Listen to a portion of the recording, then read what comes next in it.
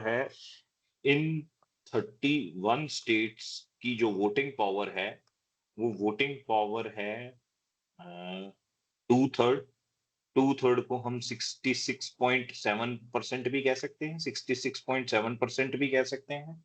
अब इसमें से और दो बाकी जो दो हैं बंदे वो सेंट्रल गवर्नमेंट के होंगे, एक फाइनेंस मिनिस्टर और एक स्टेट मिनिस्टर ऑफ फाइनेंस। ठीक है ना जी। इनके पास वोटिंग पावर कितनी होगी? They will be having voting power of 1/3, that is equal to 33.33%, right. इनके पास है 66.67%, इनके पास है 33.3%। अब 8 स्टेट्स जो हैं वो ओपन रिवोल्ट कर चुकी हैं, वो कह रही हैं कि हम जो है आपकी इस जीएसटी की रिडक्शन की जो आप मुहिम चला रहे हैं, सेंट्रल गवर्नमेंट, जो मोदी साहब आप कह रहे हैं ना कि हम जीएसटी रिड्यूस करेंगे, हम आपके साथ नहीं है। हम आपके साथ तब होंगे जब आप हमको कंपनसेट करेंगे हमारे लॉसेस के लिए। मींस जीएसटी का रेट गिरेगा, कंज्यूमर्स के लिए चीजें सस्ती हो जाएंगी, मगर जो स्टेट्स हैं उनको रेवेन्यू कम मिलेगा, तो उनका जो डेवलपमेंट का बजट है वो हिल जाएगा। क्योंकि आप जीएसटी के जो टैक्सेस आते हैं, स्टेट गवर्नमेंट के पास वही टैक्सेस है ना सड़क बनाने के लिए, वही टैक्सेस है हॉस्पिटल चलाने के लिए, वही टैक्सेस है स्कूल चलाने के लिए, बिजली देने के लिए, और बहुत सारे काम वो करते हैं, सब्सिडीज बांटते हैं, सब कुछ करते हैं। तो सबसे बड़ा सोर्स जो है वो जीएसटी है स्टेट गवर्नमेंट के लिए। तो 8 ऑपोजिशन वाली स्टेट्स जो हैं, इन्होंने जो है वो अब जो है शोर मचाना शुरू कर दिया कि हम जीएसटी काउंसिल में आपके साथ नहीं होंगे, कंसेंसस नहीं बनेगा। बट कंसेंसस नहीं बनेगा, क्या ये 8 लोग मिलकर इतने वोट इकट्ठे कर सकते हैं कि जीएसटी का रेट जो है वो चेंज ना हो? अब मेरा सवाल आप लोगों से सिर्फ इतना सा है, पीछे इसके ऊपर हम पढ़ाई ऑलरेडी कर चुके हैं। So this is a case study that I am discussing with you। आज की डेट में ये कितनी काम आएगी आपकी? मतलब 1 महीने की पढ़ाई हम 1 अगस्त से शुरू हुए थे, 30 अगस्त में आज हम बैठे हैं। क्या आप इस सवाल का जवाब बना सकते हैं? सवाल इतना सा, क्या 8 लोगों के वोट के साथ ये जो आने वाली जीएसटी काउंसिल की रिकमेंडेशन होनी है, जीएसटी काउंसिल ने रिकमेंड करना है ना कि जीएसटी रेट गिराया जाए, वो अगर 8 लोग मिलकर रोकना चाहें तो क्या ये रुक जाएगा? पहले तो मेजोरिटी के लिए कितनी वोटिंग चाहिए ये बताओ सर 15 70 हाँ जी 17 सर 75%। 75 सर मेजोरिटी वोटिंग चाहिए है 75%, 75% की मेजोरिटी से वोट जो है वो पास होगा। अब अगर 8 लोग वोट नहीं देंगे तो मेजोरिटी हो पाएगी या नहीं हो पाएगी? सवाल मेजोरिटी हो जाएगी सर अगर 8 नहीं देंगे वोट तो। बेटा कैसे होएगी मुझे समझा दो, बस इतना सही सवाल है। ये नीचे वाली है, मैं लिखता जाता हूँ, आप बताते जाओ मेरे को कैसे हो जाएगी। And I loved your answer, बहुत बढ़िया जवाब है आपका, बस सिर्फ उसको एक्सप्लेन करना है and I will love you more.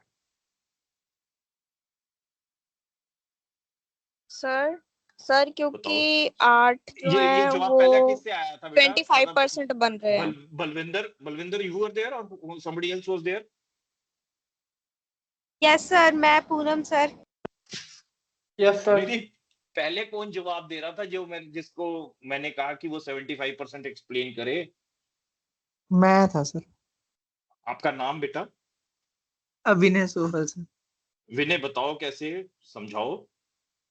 Sir जो ये आप बोल रहे हैं 75% मेजोरिटी का, 31 स्टेट्स में से सर अगर हम 8 निकाल देते हैं तो 31 23 स्टेट्स में बचती से 8 निकाल देते हैं तो 23 बचती हैं। Very good. जो और कि सर 20 75 जो कि 75 से ज्यादा ही है सर। किसकी? 23 डिवाइडेड बाई 31 करूं? नहीं 8 सर। हाँ 23 डिवाइडेड 31 सर। डिवाइडेड बाई 31 करूंगा तो 23 डिवाइडेड बाई 31 जो है 23 divided by 31 is 74%. It is not 75%. नहीं हो रहा Precisely, पूरा। it is 74.19%. सर बाकी फिर हमें सेंटर से भी तो मिल जाएगी सपोर्ट। जो वन सेंटर थर्ड में कितनी उनके पास है, मिलेगी? वो वन मिल थर्ड गई परसेंट सर 74 वाली जो है, तो 70, ये वन थर्ड उनके पास है, तो मतलब टोटल परसेंटेज कितना बना? ये 74.19 जो है, दिस इज, मेरे को समझाओ, पूरा पूरा मैथमेटिक्स समझाओ बेटा मेरे को, मतलब अंदाजा नहीं लगाना, एग्जैक्ट लास्ट पॉइंट डेसिमल पे जो है सेकंड प्लेस ऑफ डेसिमल तक कैलकुलेशन समझानी है मुझे। सर हम अज्यूम कर लेते हैं कि 100 में से सेंटर के पास 33% वोटिंग राइट है। एज्यूम क्या करना, वो तो है ही है ना, ऊपर लिख के आए हैं ये 70। हम स्टेट्स के पास 6 67% होता है सर। हाँ जी, 67% थी। 67 का सर हमें चाहिए 75% चाहिए ना सर। हाँ, 67 का 67 का हमें 75% नहीं चाहिए हमें, 100 का 75 चाहिए बच्चे। तो तो सर चलो वो ठीक है, 33% सेंटर का मिल गया सर हमें। 33 सेंटर का मिल गया, ठीक है। तो एक सेकेंड, हाँ हाँ, लगाओ सेंटर का सेकंड पूरे लगाओ। 33% मिल गया, तो हाँ हम जी, 67 का कर लेंगे सर, जो आपने अभी निकाला 74.19%, हम्म। तो वो आ जाएगा 49.7073। 67.67 इंटू 0.7419, वो आ जाएगा कितना? 50% आ जाएगा। 50% आ गया सर, 33% सेंटर का हो गया, 83% हो गया सर। 50.2% इसका आ गया, और ये आ गया 50 और 33.3, 83.53%। वेरी गुड विनय, परफेक्ट है।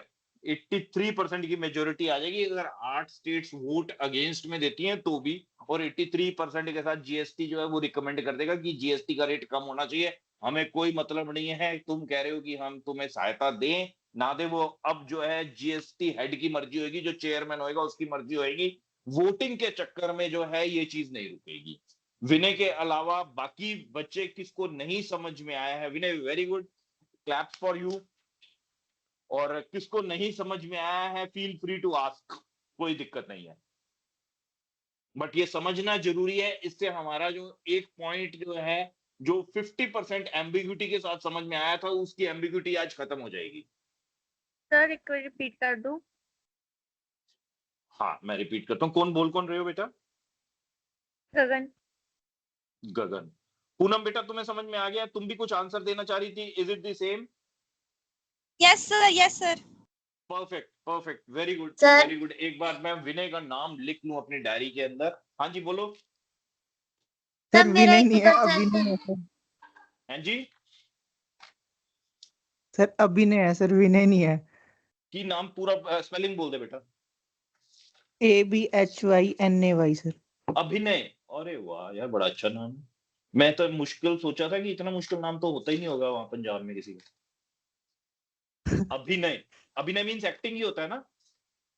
हाँ जी sir. Very good very good, Abhinay. Sorry Abhinay for understanding it wrong, कभी कभी गलती लगती है, बट अब मैं तुम्हारा नाम भूलूंगा नहीं। मेरे लिए ये नाम भी नया है, अभिनय। चलो, अभिनय, वेरी गुड, ठीक है जी। हाँ जी बेटा, कुछ आपका सवाल आ रहा था, गुड़िया बोल, क्या क्या हाँ सवाल जी था? सर। हाँ। सर थोड़ी 83 है ये सर, मेरी 82.79 आया। वो मामूली सी फर्क है, कोई दिक्कत नहीं है उसमें, वो कई मैथमेटिक्स में हमने कुछ गलती करी होगी, इस वजह से है। आपका बेटर हुआ है आंसर, हो सकता है ठीक हो। 31 - 8 जो है वो 23 हो जाता है, 23 डिवाइडेड बाई 31 जो है वो 74.193548 हो जाता है, इंटू 66.67 किया है, क्या किया बच्चे तूने? Sir into multi, into 6.6. हाँ ठीक है, 49.46 आना चाहिए था, मैंने ये 50.2 गलत करा है, माई मिस्टेक। 49.46 के साथ जो है 33.33 ऐड कर दूं तो 82.79 इज द करेक्ट आंसर। बिल्कुल ठीक है जी आपका, 82.79 इज करेक्ट आंसर। ये मैंने जो 50.2 था, ये कुछ मेरी तरफ से, मेरे एंड से मिस्टेक थी। मैं 74.19 पे ही अटक गया था। वो 74.19 के बाद और बहुत सारे डेसिमल हैं, जब उसको करते हो तो answer does not come 50.2, answer instead comes 82.79, मतलब ये जो आपका 52 पॉइंट समथिंग, तो रिजल्टेंटली ये 82.79 इज अ सुपीरियर आंसर। ठीक है बच्चे, हाँ जी सर। ये करेक्ट आंसर है, मेरा वाला थोड़ा सा इनकरेक्ट था, my apologies for being slightly incorrect, but ठीक है, इतनी इनकरेक्शंस जो हैं वो टैक्स के पेपर में चलेंगी, कॉस्टिंग में हो सकता है कोई अटका दे आपको। चलें आगे बढ़े, किसी हाँ किसको नहीं समझ में आया था? Gagan, you wanted it to be repeated ना? समझ आ गया, समझ आ गया? 50.20% दी कंफ्यूजन थी। यस सर, चलो वेरी गुड। सो 50.20% दी कंफ्यूजन थी। ठीक, अरे वो तो कंफ्यूजन ही नहीं है, वो तो तुम सीधा चैलेंज करा करो ना कॉन्फिडेंस के साथ कि सर गलत किया आपने, आंसर करेक्ट ये है। ठीक है, कोई दिक्कत ही नहीं है, हम यहाँ पर जो है एक दूसरे की गलतियां सुधारने के लिए बैठे हुए हैं। किसी को क्लास में कोई डाउट इसके ऊपर? मेजोरिटी सब समझ में आ गई है, ये सब इंपॉर्टेंट हैं और इस सेशन के लिए ये आर एक्सेप्शनली इंपॉर्टेंट, क्योंकि ये सब कुछ हकीकत में हमारे साथ बैकग्राउंड में चल रहा होगा। पिछले 3 साल में ऐसा कोई मजमा नहीं लगता था जो इस बार लगा हुआ है।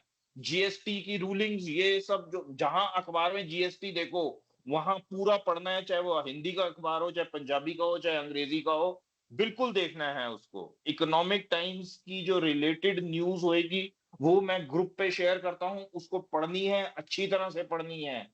अगर पढ़ के कोई डाउट लगता है तो अगले सेशन में हम क्लास छोड़ के उसको डिस्कस करेंगे, वो ज्यादा इंपॉर्टेंट है। ये क्लास तो आपको इतने कैपेबल आप 1 महीने में हो चुके हो कि अपने आप न्यूज पढ़ के भी जो है जीएसटी समझ लोगे, न्यूज नहीं पढ़ोगे बुक पढ़ के भी जीएसटी समझ लोगे, क्योंकि जितना मैंने सिखाना था वो मैं 1 महीने में सिखा चुका हूं। Now you don't need any kind of spoon feeding, आपको बेसिक टर्म्स आती हैं, उसके बाद अंग्रेजी आपको आती है, आपको वो अंग्रेजी और वो बेसिक टर्म्स जो हैं वो समझनी है। आपको सिर्फ एक थोड़े छोटे मोटे ट्यूटोरियल डाउट्स चाहिए समझने के लिए, कोई चाहिए, वो मैं हमेशा बैठा हूं। आप मीन्स हमारी क्लास जो है लार्जली सितंबर में जो है वो डिस्कशन मोड में होनी चाहिए। आप मेरे से सवाल पूछो कि मैंने ये चीज पढ़ी है, इसका मतलब मैंने ये समझा है, मैं गलत तो नहीं समझा हूं, ये चीज पूछनी है आपने। और मुझे अब लग रहा है आपकी आज की अभी तक की डिस्कशन से कि we are at that stage. कुछ छोटे मोटे पॉइंट्स बचे हैं जो रनिंग कमेंट्री वाले हैं, वो मैं साथ साथ धीरे धीरे पूरा करता जाऊंगा। Move on to our next topic, हम पीछे जो है क्लास में बात कर रहे थे। अच्छा, एक वो क्लास में किसी ने डाउट रेज करा था, जो मैं सेक्शन 12 सबसेक्शन 6 पढ़ा रहा था कि instead this should be section 13, ये वाला 12, ये वाला time of supply in case of enhancement in value on account of interest, late fee etcetera.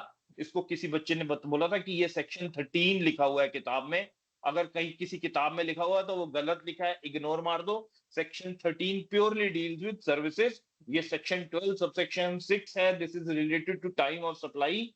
जो इंटरेस्ट लगता है, जो पेनल्टी लगती है, जो लेट फीस लगती है, आपने गुड्स खरीदे हैं, उन गुड्स की पेमेंट टाइम पे नहीं करी है, जब टाइम पे नहीं करी तो उसके ऊपर आपने ब्याज दिया या लेट फीस दी, उसके ऊपर जीएसटी लगेगा। उसके ऊपर जो जीएसटी लगेगा उसकी जो टाइम ऑफ सप्लाई, क्योंकि जीएसटी ट्रिगर किससे होता है? जीएसटी ट्रिगर होता है सप्लाई पॉइंट से, कि सप्लाई कब हुई है, टाइम ऑफ सप्लाई कब का है, तो उसका टाइम ऑफ सप्लाई होगा at the time of payment of the late penalty, late fees और द लेट इंटरेस्ट। उससे पहले आपने डिलीवरी ऑफ गुड्स करी है, जो गुड्स थी उसका जो टाइम ऑफ डिलीवरी था वो गुड्स की टाइम ऑफ डिलीवरी के साथ था, बट जो इंटरेस्ट का पोर्शन है उसका जो टाइम ऑफ डिलीवरी है that will be with the payment of time of that interest payment. जब आप इंटरेस्ट पे कर रहे हो उसकी पेमेंट से ट्रिगर होगा। ठीक है जी, क्लियर? ये वाला सेक्शन 13 नहीं है, it is section 12 subsection 6 only. Section के एम्बिग्विटीज में नहीं फंसना आपने, इग्नोर करना है, आगे बढ़ना है। 12 है 13 है वो याद करने की जरूरत नहीं है, बट फिर भी मैं डाउट्स क्लियर कर रहा हूं कि किसी को 13 का डाउट था तो वो 13 नहीं है, 12/6 ही है। अब नेक्स्ट जो हम आ जाते हैं that is time of supply of services, जिसका फॉरवर्ड चार्ज हमने समझ लिया था एक बार, और फॉरवर्ड चार्ज की हम इलस्ट्रेशंस कर रहे थे। 2 इलस्ट्रेशंस हमने कर ली थी, सिनेरियो नंबर 1 और सिनेरियो नंबर 2 हमने समझ लिया था। सिनेरियो नंबर 3 के केस में इसमें जो है पेमेंट एडवांस में आ गई हुई है। गुड्स के केस में एडवांस पेमेंट आ जाती है तो हमारी एक नोटिफिकेशन थी 66/2017, जिसकी वजह से पेमेंट के ऊपर जीएसटी नहीं लगता था, बट वो सिर्फ गुड्स के केस में था। गुड्स के केस में भी अगर कोई कॉम्पोजिशन लेवी वाला डीलर है तो उस पे जो है वो 66/2017 एप्लीकेबल नहीं है, तो जीएसटी एडवांस पेमेंट पे भी देना पड़ता था। बट एडवांस पेमेंट रिसीव्ड जो है अगर सर्विसेज के लिए हुई है, मींस वेबटेक सॉल्यूशंस, हमारा वही पुराना वाला केस जो पिछली बार हमने शुरू करा था वही चल पड़ा है। वेबटेक सॉल्यूशंस जो है दैट है he has received an advance of 10,000 rupees for service on 10th जुलाई, 10 जुलाई को जो है इसने एडवांस रिसीव कर लिया। The complete service and the issue of the final invoice for rupees 50,000, 50,000 रुपए की टोटल इनवॉइस बनी है और वो इनवॉइस जो इशू हुई है वो 25 जुलाई को हुई है। The balance payment is received on 10th August. Balance payment जो है, बैलेंस पेमेंट कितनी हुई? 10,000 10 जुलाई को रिसीव हो गई और बची हुई 40,000 रुपए की पेमेंट जो है वो 10 अगस्त को रिसीव हुई है। तो अब इस केस में जो है टाइम ऑफ सप्लाई क्या होगा?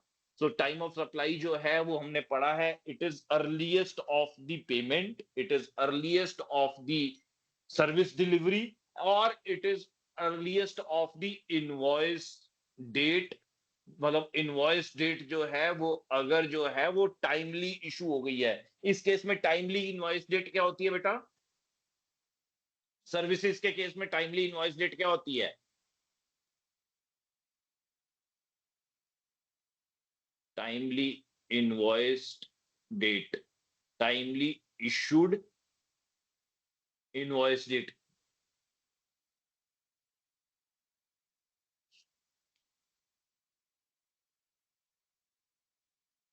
डेट ऑफ एडवांस पेमेंट जो है वो 10 जुलाई है। डेट ऑफ सर्विस कंप्लीशन जो है वो कितनी है? यहां पर लिखा हुआ है they completed the service and the issue of the financial final invoice date, दोनों ही 25 जुलाई को हो गई हैं। So date of service completion भी 25 है और date of issue of invoice भी 25 है। अगर इनवॉइस जो है वो 25 जुलाई के बाद जो इशू कभी होती तो उसका जो मैक्सिमम पीरियड था वो कितना दिया हुआ था हमको? That was 30 days, 1 day following the 30 days करके था ना, ये हमने यहां देखा था।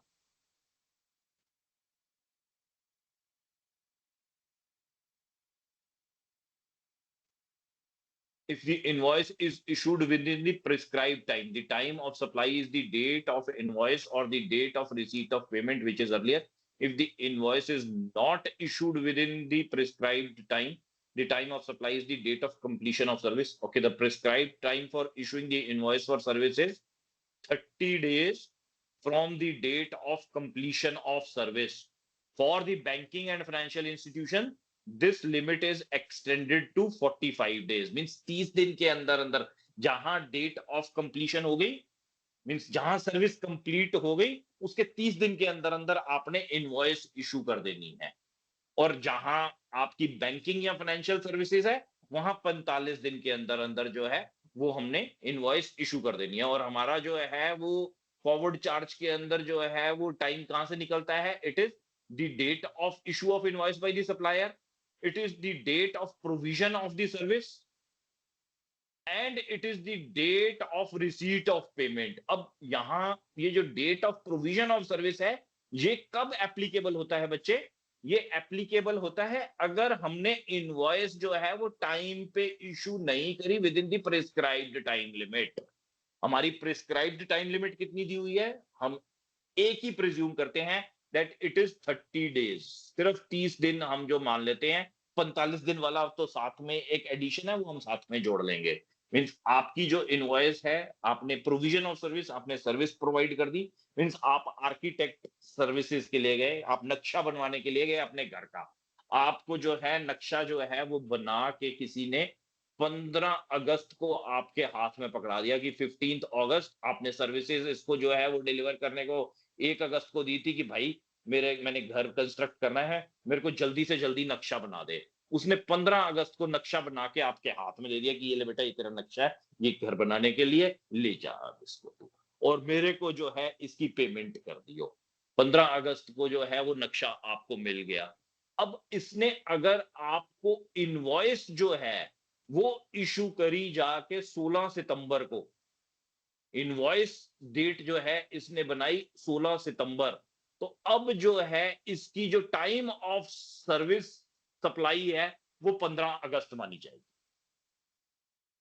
ठीक है जी। अब आप पेमेंट जो है 15 अगस्त के बाद कभी भी करो, मगर अर्लियर ऑफ द टू क्या होगा, 15 अगस्त मानी जाएगी। हमने ये 16 सितंबर को इग्नोर कर देना है। क्यों 16 सितंबर को बच्चे इग्नोर क्यों करना है? क्योंकि यहां पर आ गया ये the date of provision of service if the invoice is not issued within the time limit, prescribed time limit, 30 दिन के अंदर अंदर इनवॉइस नहीं इशू हुई है, इसलिए ये इनवॉइस डेट जो है ये इग्नोर कर दी जाएगी। यही इनवॉइस जो है वो अगर जो है वो 13 सितंबर को इशू कर दी गई होती, मींस इस आर्किटेक्ट ने इनवॉइस जो है वो 13 सितंबर को इशू कर दी होती, तो अब आप इस 15 अगस्त को इग्नोर करते हैं। अब आपको इस 15 अगस्त की जरूरत नहीं है, क्योंकि इनवॉइस डेट और फिर अब दूसरे किसके साथ कंपेयर करते हैं? पेमेंट डेट के साथ। The date of issue of invoice by supplier, the date of receipt of payment, whichever is earlier. जो प्रोविजन ऑफ सर्विस है वो इग्नोर हो जाती है, क्योंकि प्रोविजन ऑफ सर्विस कब आई है, एप्लीकेबल कब हुई है? वो तब हुई है अगर आपकी invoice with in the prescribed time limit जो है वो इशू नहीं हुई है। कोई डाउट इस चीज में? ये मैंने पिछली क्लास का जो एंड है वो रिपीट किया है, जो मैं नॉर्मली करता हूं।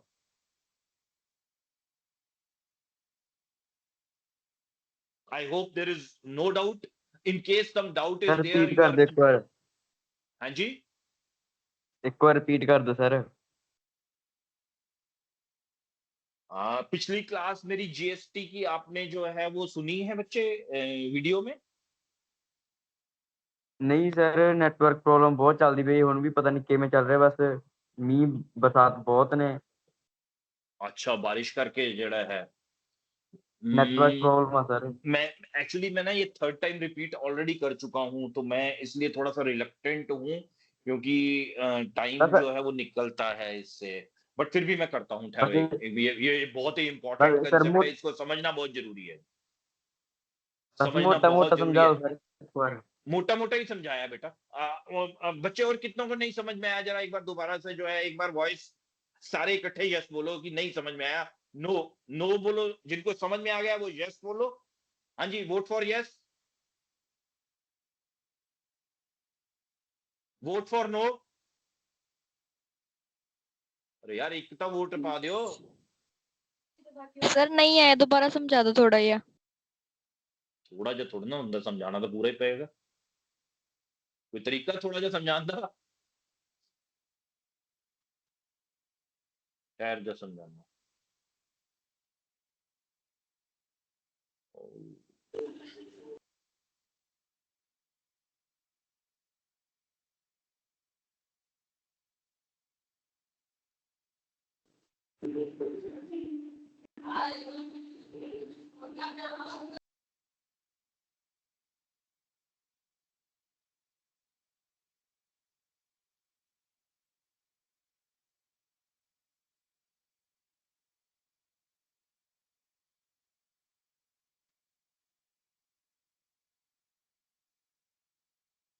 इसको पढ़ो जरा, इन पॉइंट्स को, ये जो है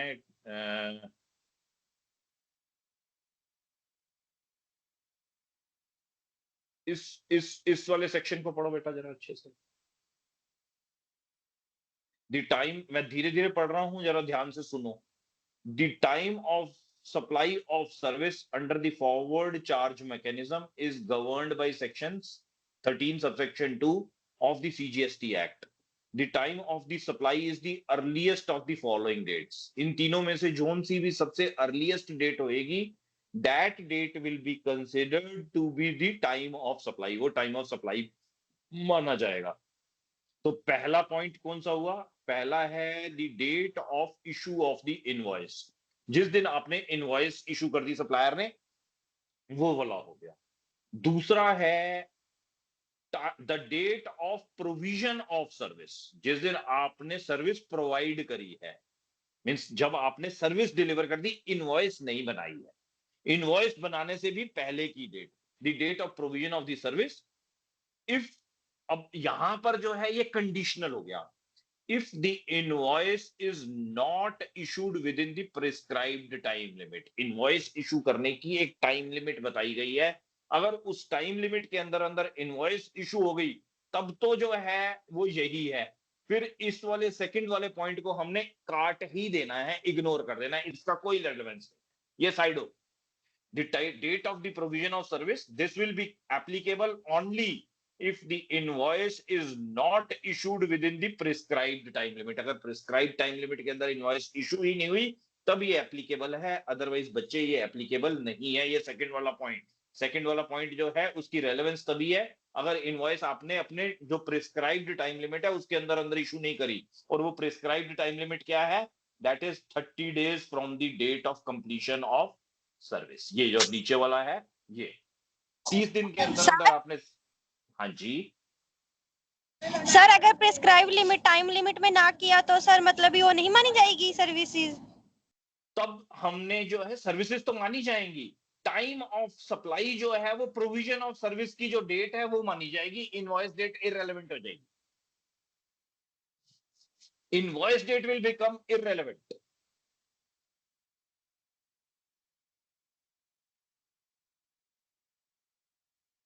और तीसरा जो है वो date of receipt of payment है, मींस इन तीनों डेट्स में से at any point of time आप खाली दो को कंपेयर कर रहे होंगे, that two will be either 1 and 3 और इट विल बी 2 and 3। कभी भी आप जो है 1 and 2 को कंपेयर नहीं करोगे, ईदर इट विल बी 1 3 और इट विल बी 2 3। इसको एग्जाम्पल के साथ समझते हैं, ये पॉइंट जो है वो फिर पढ़ो एक बारी और अपने अंदर जो है इसको इंजेक्ट करो, अच्छी तरह से समझने की कोशिश, पढ़ने की कोशिश करो बस, और कुछ मत करो। मैं दोबारा एक बार बोलता हूं, the date of issue of invoice by the supplier means time of supply will be the earliest of the following dates. पहली डेट जो है the date of issue of invoice by the supplier, जो invoice की date है वो वाली date, और दूसरी तरफ जो है date of receipt of payment, इन दोनों में से जो भी पहले होएगी।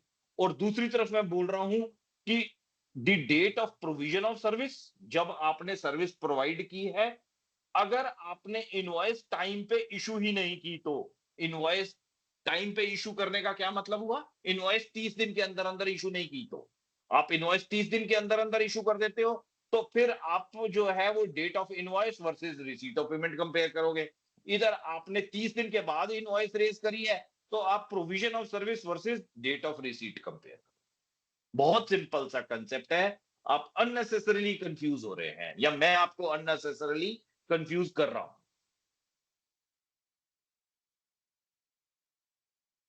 एक एग्जाम्पल के साथ समझने की कोशिश करते हैं। मुझे लग रहा है आप लोगों को थोड़ा सा अंडर एस्टिमेट करते हुए ज्यादा समझाने की कोशिश कर रहा हूं, इस एग्जाम्पल से आप जो है वो ज्यादा क्लियरली समझोगे।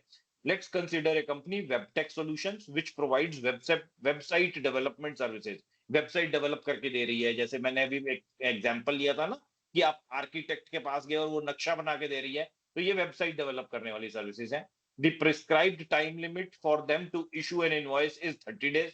ये हमको जो है ये लॉ में लिखा हुआ है, एग्जाम में नहीं भी लिखा होगा तो भी हमें मालूम होना चाहिए 30 दिन है from the completion of service.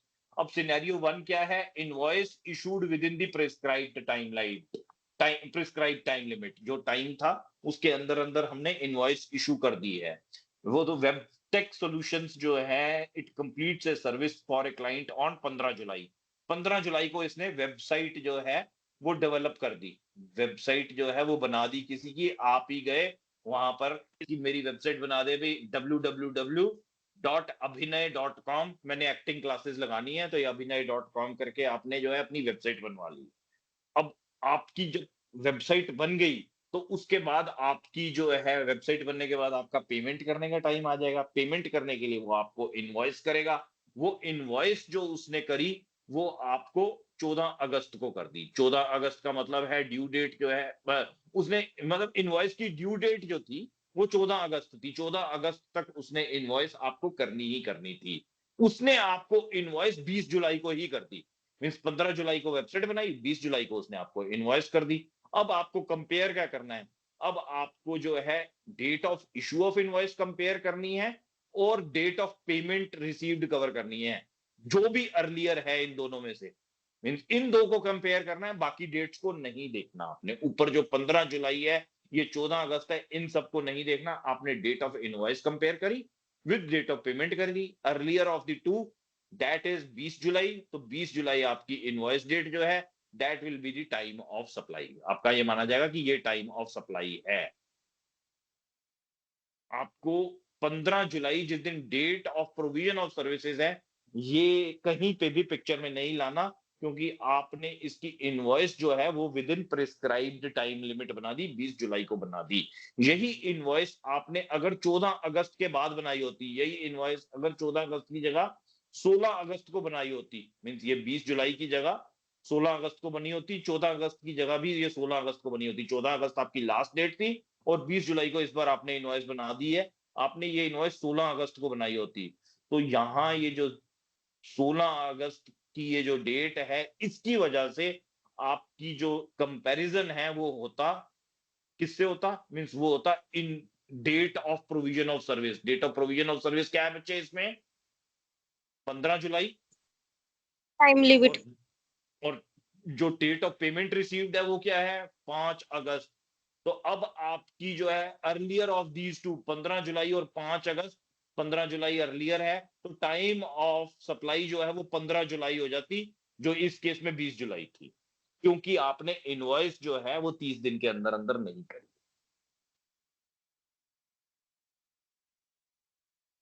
किसी को कोई doubt? No sir. No sir. Absolutely clear? Yes sir.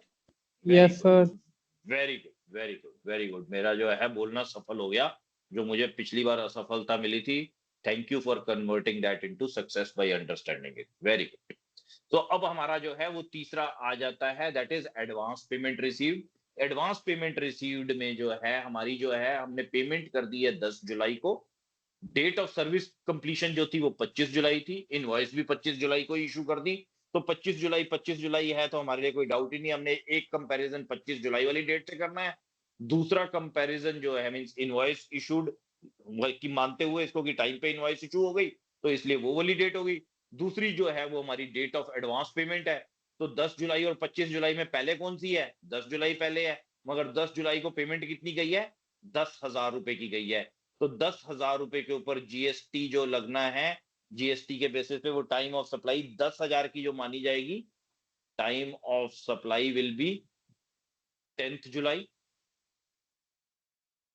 ठीक है जी, 10,000 के लिए जो टाइम ऑफ सप्लाई है दैट विल बी 10th जुलाई। और बाकी बचे हुए 40,000 के लिए क्या होगा? वहां पर आपकी इनवॉइस इशू डेट जो है वो 25 जुलाई है, और डेट ऑफ फाइनल पेमेंट क्या है? वो 10 अगस्त है। ठीक है जी। अब बचा हुआ अमाउंट कितना है? 40,000 है। अब ये 40,000 के लिए जो है मेरी डेट जो है वो टाइम ऑफ सप्लाई क्या माना जाएगा बच्चे, बताओ अब? 10 सर अगस्त सर। 25 25 जुलाई।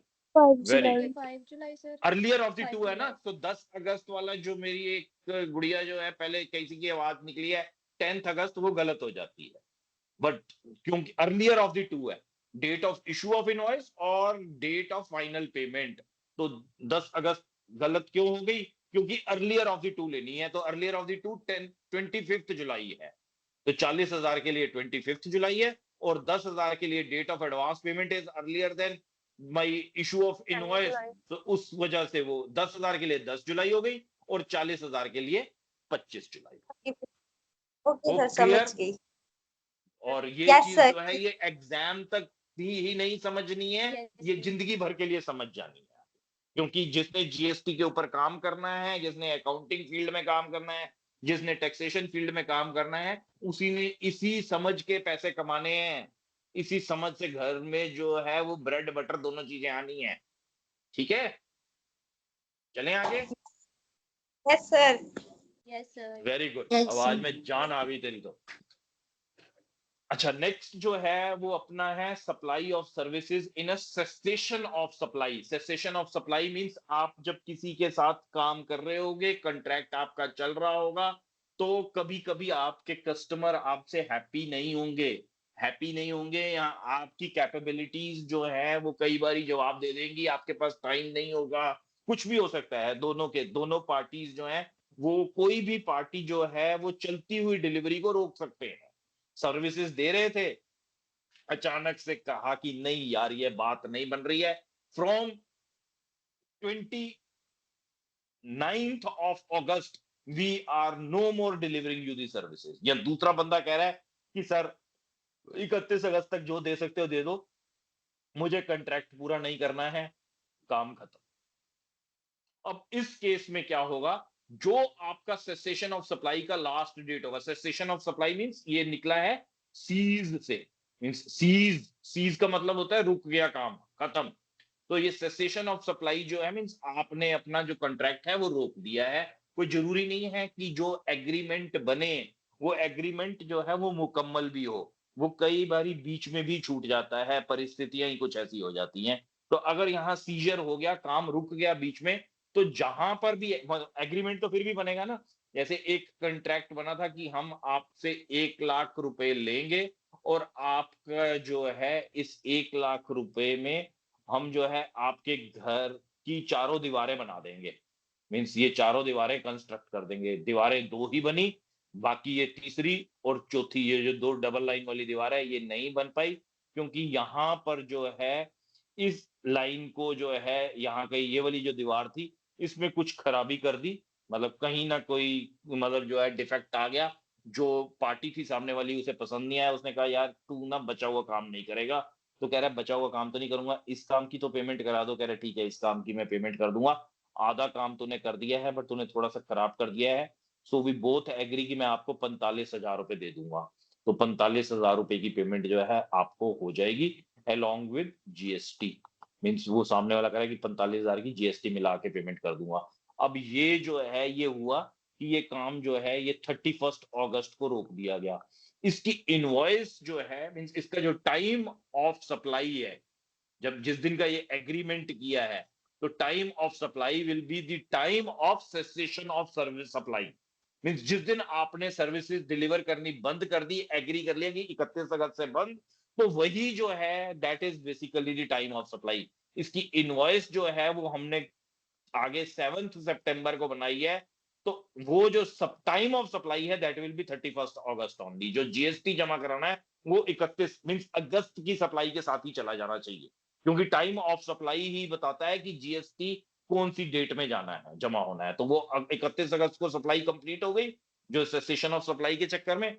31 अगस्त को जो है वो आपका जीएसटी की पेमेंट जब सितंबर में जानी है तो उसके साथ ही चली जाए। This will be part of 31 August supply only. Invoice चाहे 7 सितंबर को बनी है, बट इंपॉर्टेंट क्या है, means the time of supply is the date when the supply ceases. जब सप्लाई देनी बंद कर दी तो वही डेट जो है, बस इसमें यही पॉइंट इंपॉर्टेंट है, बाकी एवं अंग्रेजी लिखी हुई। The tax payable is calculated on the value of services performed up to that date. The provision is specifically for cases where a contract for a continuous supply is terminated before its scheduled completion. जो उसकी actual completion थी उससे पहले ही contract terminate कर दिया गया है। The law ensures that GST is accounted for up to the point of service was last provided, even if no invoice was issued or payment was received at that time। ना payment हुई है ना invoice issue हुई है, मगर जिस दिन आपने सर्विसेज सबसीज कर दी कि अब कल से सर्विस नहीं देंगे, वही आपकी टाइम ऑफ सप्लाई है। Clear guys? Yes sir. Now next is time of service. In time of supply of service it's reverse charge. जैसे हमने जो है वो रिवर्स चार्ज टाइम हमने पढ़ा था for supply of goods also, अब यहाँ time of supply of services के लिए रिवर्स चार्ज है। तो time of supply of goods reverse charge में क्या था, वहां 30 दिन मिले थे हमें, 1 डे फॉलोइंग दी 30 डेज, 1 डे फॉलोइंग दी 30 डेज मीन्स 31 दिन मिले थे। जहां मैं थोड़ा सा डाउट में आ गया था कि वो 30 दिन है या 31 दिन है, मतलब 30 दिन जो है वो कम होने चाहिए, वहां 30 दिन नहीं, instead it was written 31 days. मैं एक बार आपको वो स्लाइड दिखाता हूं जहां मैं हल्का सा जो है वो डाउट्स में आ गया था। वहां इट इज रिटन 31 डेज, ये वाला पॉइंट था।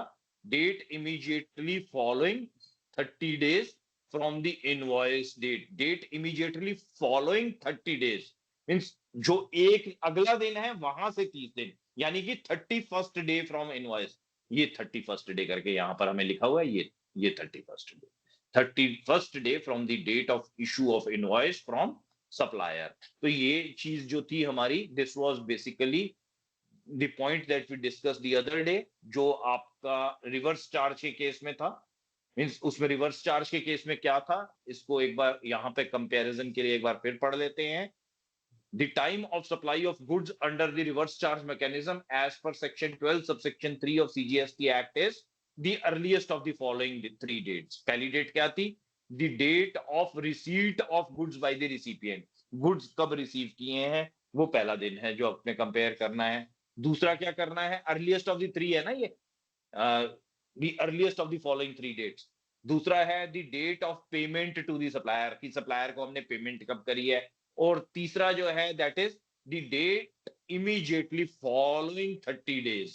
मींस एक तो जिस दिन आपने जो है इनवॉइस इशू करी, means from the date of invoice issued by the supplier. अगर इनवॉइस जो इशू हुई है वो 1 तारीख को हुई है तो उसके बाद अगले दिन से, मींस अगले दिन से 30 डेज मानने हैं, यानी कि 31वां दिन।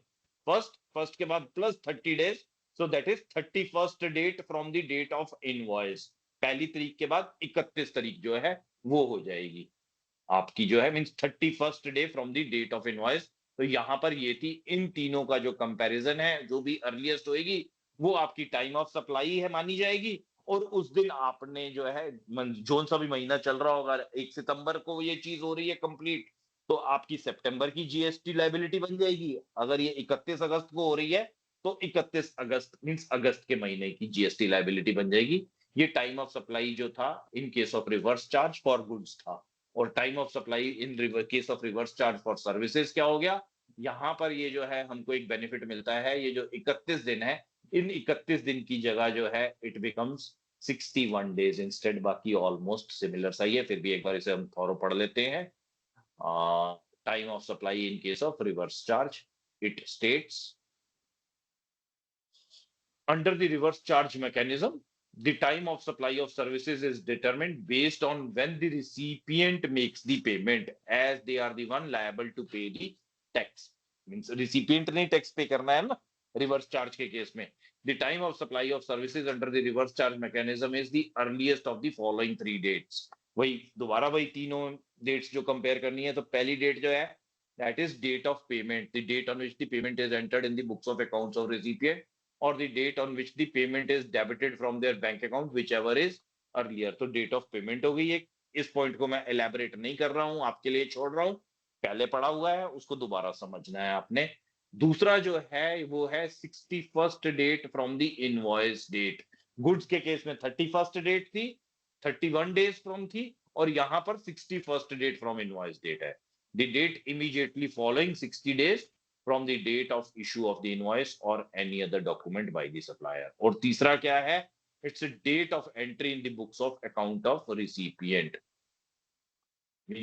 आपने जो है वो आपने रिसीव कब करी, the date of entry in the books of means the date of recipient, जो सर्विसेज रिसीव करी है वो किस दिन करी है। so this is a residual clause that applies when it is not possible to determine the time of supply under the first two।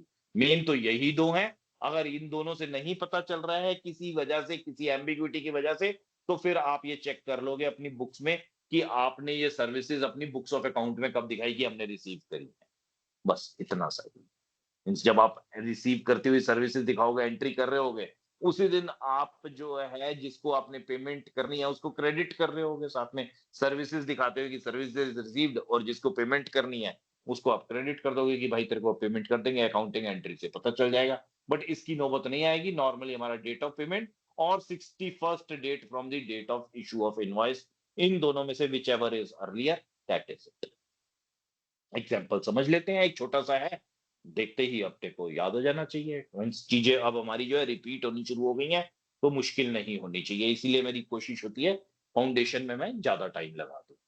Let's consider a company, Acme Private Limited, which receives legal services from a law firm. तो legal services के case में जो है, it is a case of reverse charge. Lawyers जो है वो service tax आपसे collect करके जमा नहीं कराएंगे। आप अगर जो है वो कमर्शियल एंटरप्राइज हो, आप जो है खुद एक कंपनी हो और लीगल सर्विसेज लेते हो लॉ फॉर्म से, तो आप जो है जब आपको इनवॉइस इशू कर दी जाएगी, उसके बाद आप जो है जीएसटी खुद ही जमा कराओगे आफ्टर मेकिंग द पेमेंट और within 61st day from the date of receipt of invoice which falls under the reverse charge mechanism. Payment क्या है? Within means scenario 1, payment within 60 days. So date of invoice जो थी वो 10 मई थी, 10 मई को आपको invoice कर दी, आपने पेमेंट जो है वो कब करी? 5 जुलाई को आपने पेमेंट कर दी। अब 5 जुलाई को पेमेंट कर दी और ये जो 10 मई वाला है इसके 61 डेज कब हो जाते हैं बच्चे? इसके 10 जुलाई को 61 डेज हो जाते हैं। 61st date from the invoice is 10th जुलाई। तो अब अर्लियर ऑफ द टू क्या है? डेट ऑफ पेमेंट और 61st date. Earlier of the two क्या है? 5 जुलाई या 10 जुलाई? तो 5 जुलाई जो है वो अर्लियर है। So time of supply will be the earliest of the payment date which is 5th July and the 6th, तो मींस 5 जुलाई जो है that is our date of that is our time of delivery. अगर ये payment जो है 5 जुलाई को ना करके हमने 10 जुलाई के बाद कहीं करी होती, मींस 15 जुलाई, 20 जुलाई, 25 जुलाई, तो हमारी जो है वो सर्विस डिलीवरी डेट जो है वो 10 जुलाई हो जाती। हमने 10 जुलाई के हिसाब से जीएसटी जमा करा देना था। अब ये 5 जुलाई हो या 10 जुलाई हो, ज्यादा मैटर नहीं करता, अनलेस एंड अनटिल ये जून, जुलाई, अगस्त 3 अलग अलग महीनों में शिफ्ट ना हो रहा हो। अगर शिफ्ट हो रहा है तो हमने उस महीने की जीएसटी लायबिलिटी जमा करानी है। हमारे लिए जो ट्रिकी क्वेश्चन जीवन में बनेगा, एग्जाम पॉइंट ऑफ व्यू से 5 जुलाई 10 जुलाई इंपॉर्टेंट है, बट प्रैक्टिकल लाइफ में ये एग्जाम इंपॉर्टेंट तभी होगा अगर महीना बदल रहा होगा। अगर महीना नहीं बदल रहा तो इन सब की जीएसटी लायबिलिटी आपने एक साथ ही महीना अंत जब हो जाता है तभी जमा करानी होती है, उससे पहले नहीं करानी। ठीक है बच्चे, चले आगे। Yes, yes sir. सर।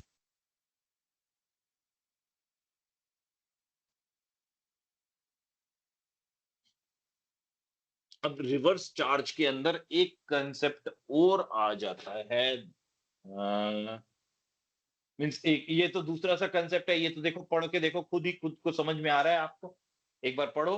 और ये कितनी, इसकी जो डेट है, ये तो मैंने इनफैक्ट ऊपर पढ़ा ही दिया है आपको, बट अगर किसी को कोई हल्का सा डाउट लगा तो इसको एक बार पढ़ लो। मींस ये मैंने पिछला वाला जो है ये कॉन्टिन्यूटी में आपको कंप्लीट साथ ही करा दिया।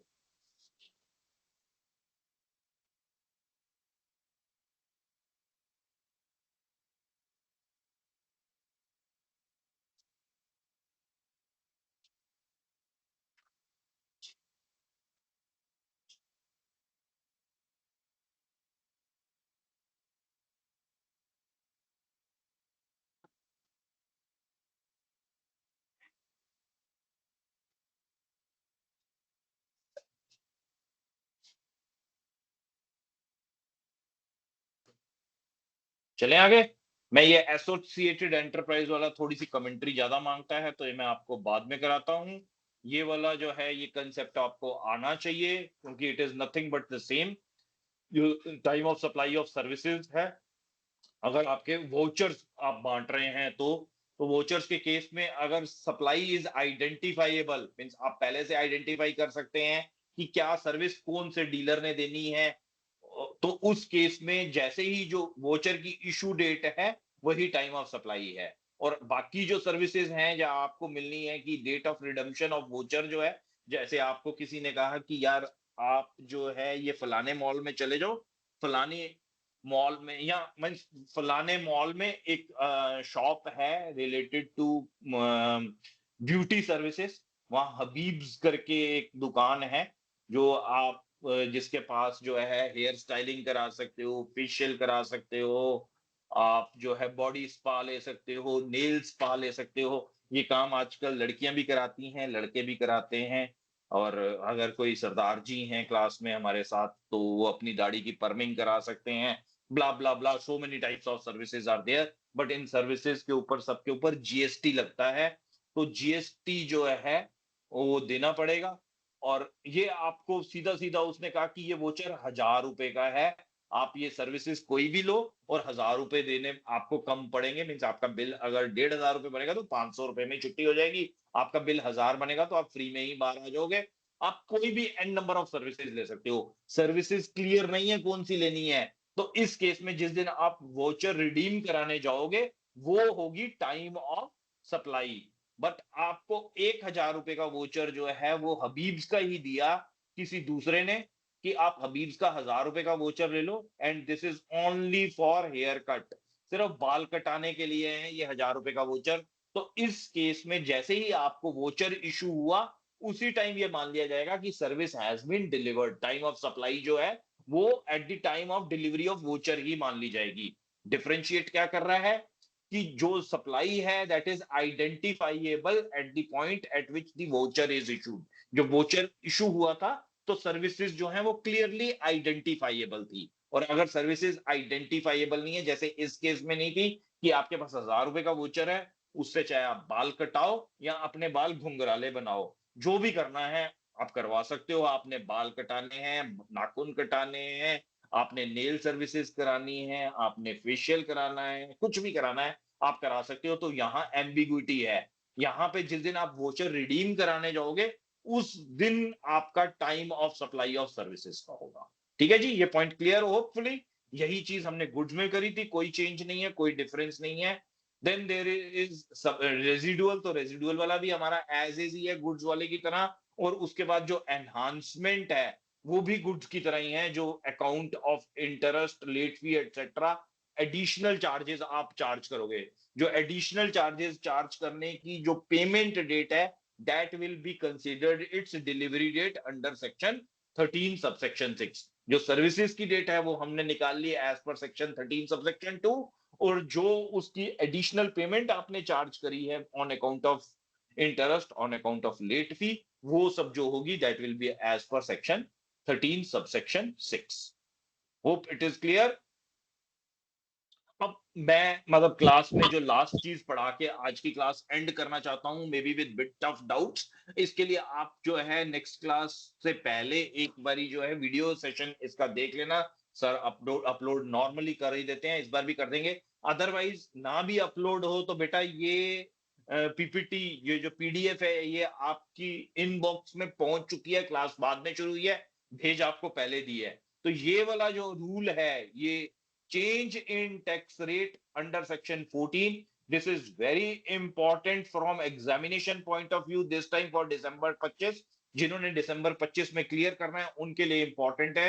जिनका प्लान जो है वो थोड़ा सा लंबा है कि जून 26 में क्लियर करना है, उनके लिए इतनी इंपॉर्टेंस शायद ना हो। 25 के लिए जो है ये क्वेश्चन जो है बहुत बहुत इंपॉर्टेंट है, सो इसको जरा ध्यान से समझना है। और उसके बाद हम अपनी क्लास जो है 10-5 मिनट में खत्म कर देंगे। 10 मिनट 5 मिनट इस पॉइंट के ऊपर अपन लगाने वाले हैं। ठीक है जी। तो इस केस में क्या होना है कि चेंज इन टैक्स रेट है, और ये इंपॉर्टेंट क्यों है, क्योंकि change in tax rate is on cards. सितंबर की जीएसटी काउंसिल की जो मीटिंग है उसमें चेंज इन टैक्स रेट्स जो हैं वो रिकमेंड होने वाले हैं। अब section 14 of CGST act deals with how to determine the time of supply when there is a change in the tax rate। Mean section 14 यही चीज डील कर रहा है कि यार हम मतलब टाइम ऑफ सप्लाई कौन सा मानेंगे for a supply of goods और services. The core principle is that the time of supply is determined based on which 2 of the 3 events occur first. Means कौन सी 2 चीजें जो हैं वो पहले हो रही हैं, वो हमारा कोर है, that is our core. Means supply, invoice और पेमेंट, यही 3 चीजें होती हैं। मीन्स एक सप्लाई होनी है, एक सप्लाई के साथ इनवॉइस होनी है, और एक इनवॉइस के बाद उसकी पेमेंट होनी है। वो पेमेंट भी पहले हो सकती है, वो इनवॉइस भी पहले हो सकती है, वो सप्लाई भी पहले हो सकती है। So there are 3 key events that are considered. One is date of supply, second is date of invoice, and third is date of payment, the date on which the goods are removed or made available or the services are completed। ये आपकी date of supply है। Means goods के case में goods are removed, या आपने available कर दी कि भाई ये सामान तेरा पड़ा है, मेरे वेयर हाउस में है, इसे उठा के अपनी मर्जी से जब मर्जी ले। आपने you have made it available, जैसे ही आपने मेड अवेलेबल कर दिया, it is considered as date of supply. आपने गुड्स रिमूव कर दिया अपने वेयर हाउस से मेरे कहने के ऊपर, it is considered as supply, क्योंकि रिस्क जो है वो ट्रांसफर हो गए गुड्स के। जैसे ही रिस्क ट्रांसफर हो गए, जैसे ही रिस्क सेलर से बायर का हो गया, it is considered as supply done. उसके बाद सर्विसेज कब कंप्लीट होती है? जब आपने सर्विसेज डिलीवर कर दी। आपने मेरे को कंट्रैक्ट दिया था कि मेरी वेबसाइट बनानी है, मैंने जैसे ही बना दी, सर्विसेज डिलीवर। आपने मेरे को कहा था कि आप आर्किटेक्चर हैं, नक्शा बना दीजिए मेरा घर का, मैंने आपको नक्शा बना के पकड़ा दिया आपके हाथ में, सर्विसेज डिलीवर। आप जो है कोचिंग ले रहे हैं मेरे से, मेरे प्राइवेट कोचिंग सेंटर में, मैंने आपको पढ़ा दिया महीने भर के लिए, सर्विसेज डिलीवर। 1 महीने की सर्विसेज डिलीवर होगी, मेरी फीस ड्यू है। ठीक है जी। जब मैं अब इनवॉइस रेज करूंगा तो वो इनवॉइस होगी, date of invoice, the date and the date the supplier issues the invoice. अब यहां पर जो सप्लायर है उसकी सीधी सीधी बात जो हम कर रहे हैं, वो जिस दिन वो इनवॉइस इशू कर रहा है वो बात कर रहे हैं। तीसरा जो है that is date of payment. The date of payment is entered in the supplier's books of accounts और credited to their banks accounts whichever is earlier. ठीक है जी। जिस दिन जो भी चीज अर्लियर होगी, the date of payment is entered in the supplier's books of account. जो सप्लायर है उसकी बुक्स ऑफ अकाउंट्स में, जहां पर उसने क्रेडिट कर दी, और या फिर अगर उसने खुद नहीं क्रेडिट करी, उसकी बैंक अकाउंट में क्रेडिट होगी। मींस चेक लेके जमा करा दिया अपनी अकाउंट्स बुक्स में, क्रेडिट नहीं करी, सीधी बैंक में क्रेडिट कर दिया, बैंक में चेक जमा करा दिया, तो बैंक स्टेटमेंट में क्रेडिट होगी। तो जो भी उसमें से अर्लियर ऑफ द टू करेगा, उस केस में वो उसकी पेमेंट डेट मान ली जाएगी। ये तीनों चीजें हमने रिपीट कर ली, हमें दोबारा से रिकॉल हो गई कि क्या है। अब नेक्स्ट पॉइंट जो हमारा है वो दो तरीके से हम समझते सकते हैं। आज की क्लास आसानी से खत्म करने के लिए इसको मैं आपको देता हूं एज होमवर्क। आपने अच्छे से समझना है, क्योंकि आपने खाली रट्टा नहीं मारना है, आपने थंब रूल्स करके नहीं अपने आप को क्लियर करना है। इसको आपने थोड़ा सा पेशेंस के साथ पढ़ना है, अपने कंसेप्ट्स अपने मन में क्लियर करने हैं, खुद इंट्रोस्पेक्ट करके क्लियर करने हैं। मैं आपको एक आसान सा सिंपल सा रूल बता देता हूं कि यहां पे वो कह रहा है the core principle is that the time of supply is determined based on which two of the three key events occur first। जो भी दो इवेंट्स पहले, मींस तीन हैं, तीन में से जो भी दो पहले हुई होंगी, मींस सप्लाई या इनवॉइस, सप्लाई या पेमेंट, इनवॉइस या पेमेंट, जो उस पॉइंट ऑफ टाइम पे जीएसटी का रेट होगा, that will be considered as GST supply time. Examples के साथ समझ लेते हैं हल्का सा इसको, मतलब निटिग्रिटी के साथ। मतलब ये जो पॉइंट मैंने बोला है इसको एक बार उस हिसाब से समझते हैं। This is time of supply rule, ये वाला। इसमें हम पुरानी चीजें जो लिखी हुई हैं वो एक बार मिटा दें ताकि वो कंफ्यूज ना करें, ये हमने किसी और चीज के लिए लिखी थी।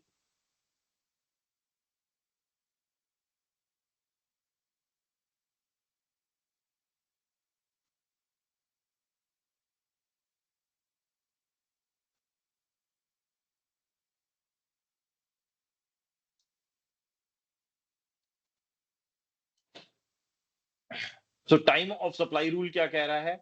सप्लाई हुई है before the change of rate. ठीक है जी। आपका जो है एक दिन तक जो जीएसटी का रेट था वो 15% था, दूसरे दिन से जो है वो 10% हो गया है, तो सप्लाई जो होगी वो बिफोर हुई है। एनी ऑफ द इवेंट्स और events before issue of invoice और रिसीट ऑफ पेमेंट। जो इनवॉइस ये है जो कह रहा है events before issue of invoice और receipt of payment, any of the events occurred before change.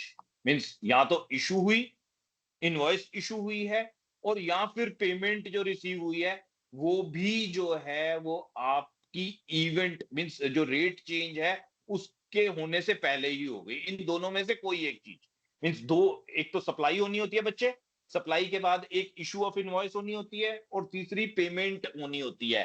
तो इन दोनों में से मींस सप्लाई तो बिफोर हुई है, इन दोनों में से भी एक इवेंट पहले हो गई है। रेट चेंज होने से पहले ही एक इवेंट होगी, वो कोई भी इवेंट हो सकती है। तो टाइम ऑफ सप्लाई क्या माना जाएगा? Which will be considered as time of supply, तो वो सप्लाई या फिर ये दो इवेंट्स होगी ना, एक सप्लाई और दूसरी जो है रिसीट ऑफ पेमेंट या जो आपकी इशू ऑफ इनवॉइस। तो इन दो इवेंट्स में से जोन सी भी इवेंट पहले हुई है, मींस मान लीजिए कि ये तारीख जो हुई ये हुई 15 तारीख को, और ये जो आपकी पेमेंट डेट है दिस इज 16, तो 15 तारीख will be considered as means occurrence of first event, तो 15 तारीख will be considered as time of supply. और रेट कौन सा लगेगा?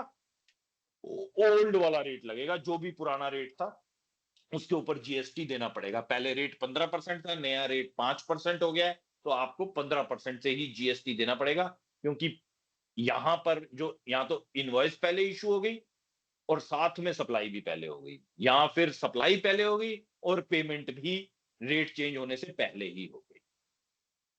ठीक है जी, आपकी तीन में से दो इवेंट्स अगर जो है वो रेट चेंज होने से पहले हो गई तो ओल्ड रेट, तीन में से जो है दो इवेंट्स जो हैं वो आपकी जो है वो रेट चेंज होने के बाद हुई, मींस आपकी सप्लाई बाद में हुई और साफ सप्लाई के बाद इनमें से एक इवेंट मींस पेमेंट और या फिर आपकी इनवॉइस जो है, इन दोनों में से एक इवेंट जो है वो बाद में हुई after the change of rate, क्योंकि एक यहां पर सप्लाई आफ्टर हुई हुई है और दूसरी इन दोनों में से भी एक आफ्टर हुई है, मेजोरिटी 2:1, सीधा सीधा 2:1 आ गया। तो जो भी अकरेंस ऑफ सेकंड इवेंट होएगी, मींस जो भी अकरेंस ऑफ सेकंड इवेंट होएगी that will B basically your means आपकी सप्लाई जो मानी जाएगी। Means, इस केस में मींस आफ्टर सप्लाई बाद में हुई है और यहां पर जो है ये आपकी सप्लाई जो है ये इसमें मान लेते हैं कि सप्लाई हुई थी आपकी 20 तारीख को, और यहाँ जो है आपकी any of the events occurred before change, means इसमें आपकी बिफोर चेंज जो है वो आपकी जो इवेंट जो बिफोर चेंज हुई है वो कौन सी है? दैट हैज हैपेंड से ऑन ये 15th को हो गई थी, मींस आपने इनवॉइस 15 को बना दी, सप्लाई आपने 20 को करी और पेमेंट जो है दैट यू हैव डन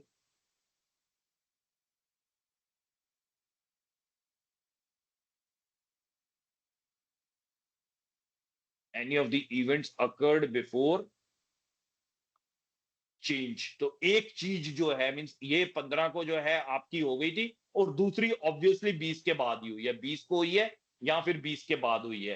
तो अब आपकी जो है मानी क्या जाएगी? Occurrence of second event. Occurrence of second event जो है ये आपकी अकरेंस ऑफ सेकंड इवेंट हो गई। अकरेंस ऑफ सेकंड इवेंट जो है that has happened after the change. इस पॉइंट को एक बार दोबारा से समझते हैं, ठहरिए, होल्ड करिए एक बार।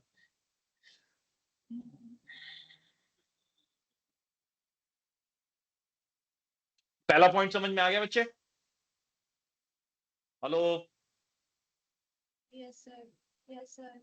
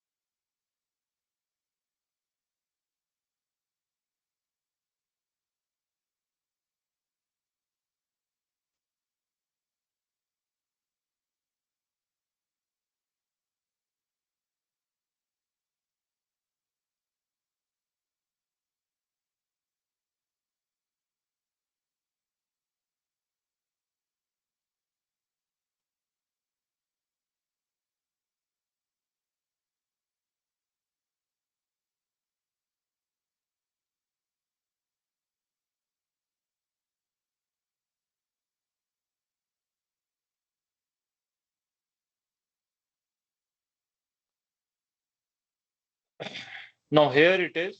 Means first point if is very clear, then second point है वो है after. Supply जो हुई है that has happened after the change of rate. After means after the change of rate of GST. GST का rate change हो गया उसके बाद सप्लाई करी है, मगर इसमें वो कह रहा है any of the event occurred before change. एक इवेंट जो है that is like either issue of invoice और पेमेंट, इन दोनों में से कोई एक चीज जो है वो जीएसटी रेट चेंज होने से पहले हो गई। तो हम एक चीज हाइपोथेटिकली मान लेते हैं कि पेमेंट जो है वो बिफोर हो गई। ठीक है जी, पेमेंट बिफोर हुई है मगर इशू ऑफ इनवॉइस आफ्टर हुई। तो अब यहां पर आफ्टर वाले कितने वोट हो गए? एक वोट ये आफ्टर का हो गया और दूसरा वोट ये आफ्टर का हो गया, और बिफोर के कितना वोट हो गया? वो एक ही हुआ। तो जिसका मेजोरिटी है एक और एक, दो वोट यहां है, तो ये वाली इवेंट जो है ये मानी जाएगी, मींस जो टाइम ऑफ सप्लाई है that will be considered as after. सीधा time of supply is after change of GST. बस इतना क्लियर? हेलो, यहाँ चेंज जो सप्लाई है that has happened after sir the जैसे चेंज ऑफ आपने फर्स्ट जीएसटी, वाला जो और है जो डेट्स आपकी के साथ इशू ऑफ समझाया, ये इनवॉइस वाली है, भी एक बारी डेट्स के साथ समझा दो। ये डेट जो है ये मान लेते हैं हमारी जो है चेंज जो हुई है, चेंज हैज अकर्ड से ऑन 1 अक्टूबर से चेंज है, जो चेंज है दैट इज फ्रॉम 1 अक्टूबर। और ये जो जीएसटी आफ्टर द चेंज जो सप्लाई हुई है, this supply has happened on 3 अक्टूबर, 3 अक्टूबर को सप्लाई हो गई। इशू ऑफ इनवॉइस जो हुई है दैट हैज हैपेंड ऑन 5 अक्टूबर, और जो इसके अगेंस्ट पेमेंट हुई है दैट हैज हैपेंड ऑन 30 सितंबर, 30 सितंबर को जो है वो हमने इसकी पेमेंट कर दी थी, वो चेंज ऑफ जीएसटी होने से पहले हुई थी।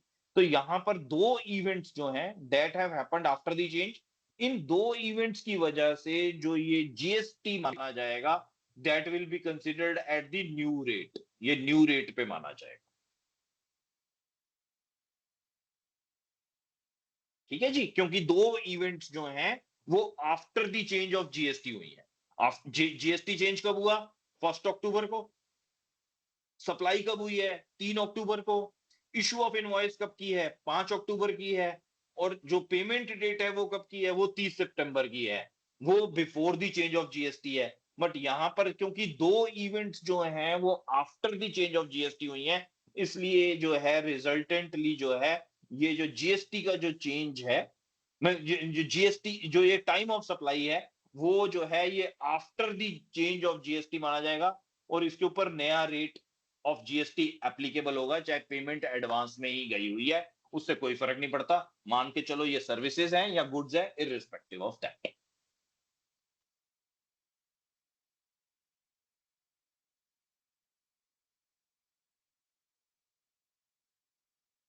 अकरेंस ऑफ सेकंड इवेंट, 3 अक्टूबर को एक इवेंट हुई, 5 अक्टूबर को दूसरी इवेंट हुई, तो 5 अक्टूबर जो है that is basically considered as time of supply.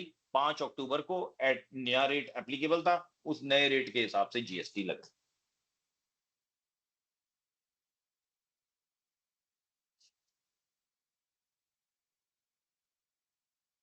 Sir 3rd और 5th अक्टूबर दोनों को नहीं टाइम ऑफ सप्लाई माना जाएंगे? एक ही हो सकता है ना बेटा टाइम ऑफ सप्लाई तो। Okay sir. और वो जो है वो टाइम ऑफ सप्लाई जो है वो हमने इस इवेंट में से निकालना है। इसमें से एक इवेंट जो है वो पहले हो गई है, पहले वाली इवेंट जो है any of the events occurred before change, एक इवेंट जो है वो पहले हो गई है। जो दूसरी वाली इवेंट है उसकी डेट माननी है, वही चीज लिखी हुई है अकरेंस ऑफ सेकंड इवेंट। जो पहली वाली इवेंट है उसको इग्नोर मार देना है, और जो दूसरी वाली इवेंट है उसका जो टाइम ऑफ सप्लाई है दैट इज, उसका जो टाइम है that is the time of supply.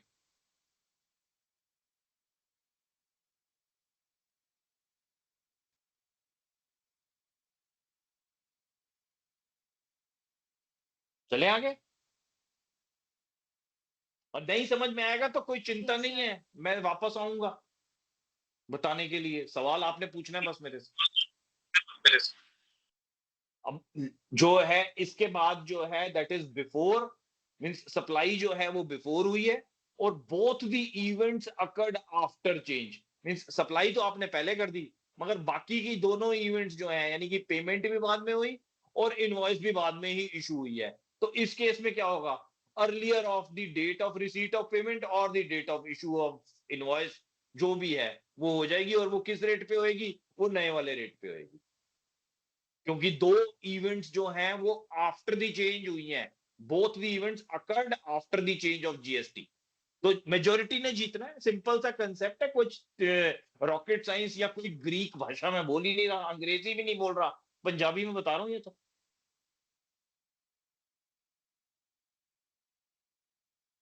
Clear ये वाला पॉइंट?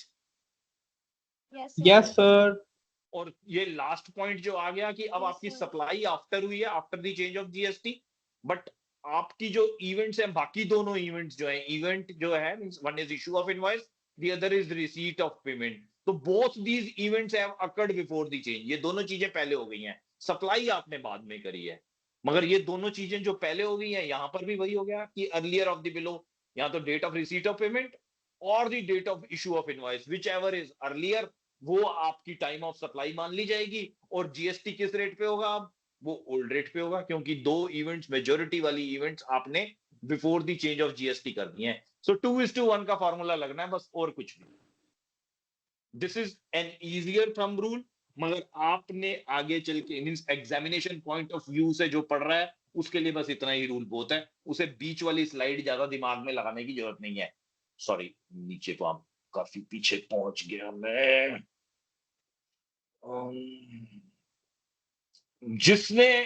जिसको शौक है मेहनत करने का, जिसको शौक है जीनियस बन के दिखाने का, अपने आप को, अपने खुद को चैलेंज करता है, वो बच्चे ये दो स्लाइड्स साथ में पढ़ लेगा। ये जो है ना, ये वाली, ये जो मैंने यहाँ पे होमवर्क लिखा है अभी आपके लिए, ये इन दोनों को खुद पढ़ लेगा, अदरवाइज कोई इसकी जरूरत नहीं है। दोनों को पढ़ ले। किसी तरह का कोई डिस्कशन करना हो, कोई डिबेट करना हो, मेरे साथ बैठ के क्लास खत्म होने के बाद अगली वाली कर ले। अदरवाइज जो है, जितना मैंने ये पढ़ाया है, this is more than sufficient.